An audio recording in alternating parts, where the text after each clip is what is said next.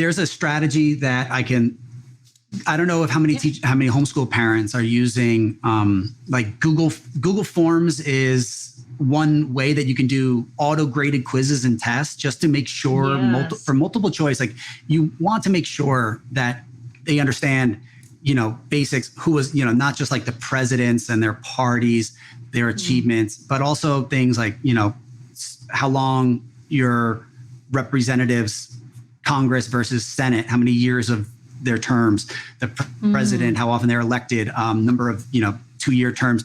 You want to make sure, even though memorization is not the hallmark, that's not what we want only to get to. We need to get to deeper levels of learning and critical thinking. I actually want to push back against, especially in education and teachers, there's almost like, they like turn down their noses at memorization. Oh, we don't need to memorize anything today because I can just look up who was the 13th president. I can look up when, why America won the War of 1812. But I think when you actually learn things and memorize things, it grounds you.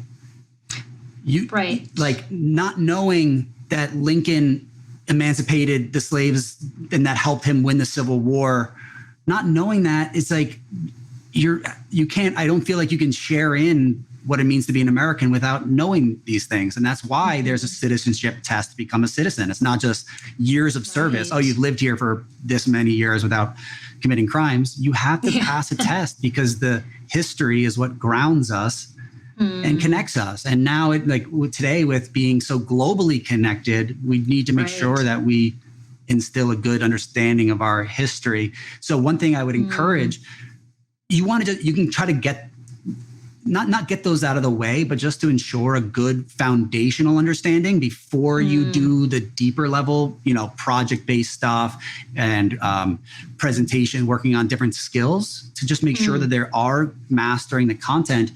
I do like Google form quizzes, and there might be a 20-question quiz, and it's auto-graded. And what I make my students do is they have to get 100% on it.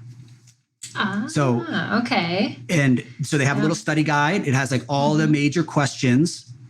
And I teach at a struggling Title I school. And some of the kids are like, well, we have to get 100%. Sometimes I'll say an A, you have to get a 90. And maybe, if you have a struggling learner at home, maybe you only, maybe you can start as a B.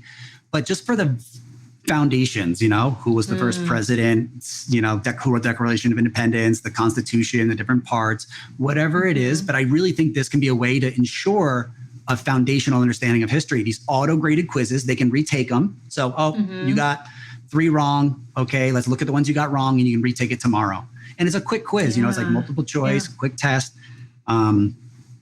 It's actually one of my mentor teachers when I was in high school. He wrote a book and he kind of introduced this strategy to me and the importance of it. It's called 100%, 100 or nothing, reimagining success in the classroom. And he was my high school teacher. And he just holding that bar up for the students to master the material, and then they can retake it as many times as they need. I think that's a really powerful thing that homeschool parents could be doing. And Google's just one of many different services that have auto-graded quizzes. There's a whole bunch that you can look up. And that can just be a good foundation. And why is that important? Because, when you're studying, when you're thinking about current events, if it's this Build Back Better bill, you can think about how debt affected America in previous eras. You can look at how debt affected Venezuela if you're studying world history. And it's just, you need to have that historical understanding in order to take informed decisions today. Right. Yeah. And it's just that I can elaborate if there's more questions and more examples.